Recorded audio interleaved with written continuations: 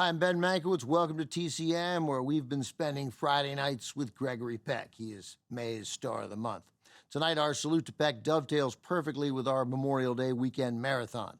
Over the next several hours, we'll have a lineup of Gregory Peck in war movies. We begin with Peck's performance as an admired and controversial general, a man who played a critical role during the Second World War.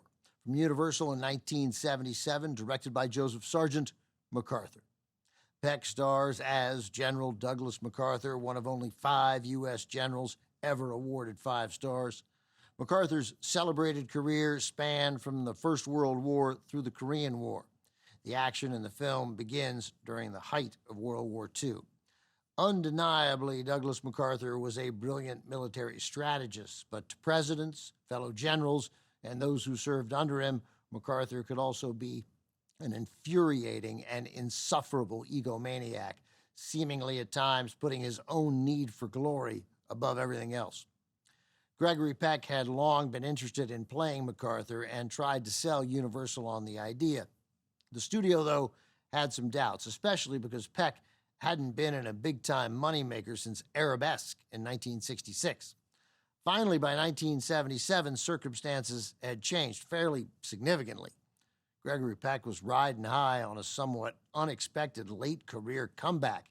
His previous picture had been The Omen, a colossal box office hit, one of the top moneymakers of 1976.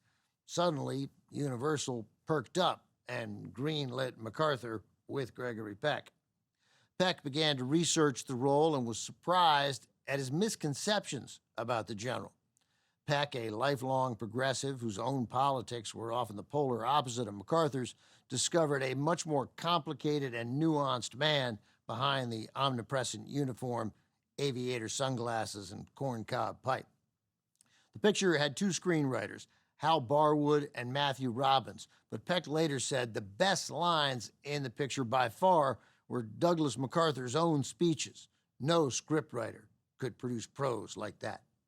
From 1977, also with Dan O'Herlihy and Ed Flanders, here is Gregory Peck as MacArthur.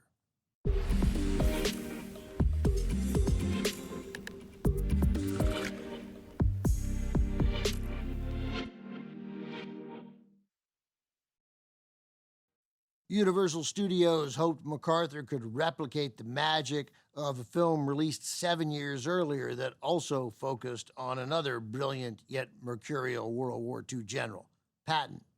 That 1970 film, directed by Franklin J. Schaffner, with a screenplay co-written by Francis Ford Coppola, was a triumph. It won Best Picture as well as Best Actor for its star, George C. Scott, though Scott declined the award. The 2 films had the same producer, Frank McCarthy, and the same composer, Jerry Goldsmith, who gave MacArthur a similar rousing score. But much had changed in America in the 7 years between the 2 films. The Vietnam War had reached its messy and divisive conclusion. Watergate added to the cynical and pessimistic feeling that permeated the country during the 1970s. Even though Gregory Peck insisted that the film never attempted to glorify Douglas MacArthur, audiences mostly stayed away and the movie got lukewarm reviews. Critics did agree that Peck delivered an outstanding performance. The actor later expressed his unhappiness with the script and felt the production got shortchanged, but said, "I liked the character and thought I gave a pretty good representation of him." Coming up, Gregory Peck returns in a far more popular World War II picture from 1961, co-starring David Niven and Anthony Quinn, The Guns of Navarone, is next on TCM. Next on TCM, The Guns of Navarone, then Pork Chop Hill, and later The Purple Plain. Gregory Peck is seeing red tonight.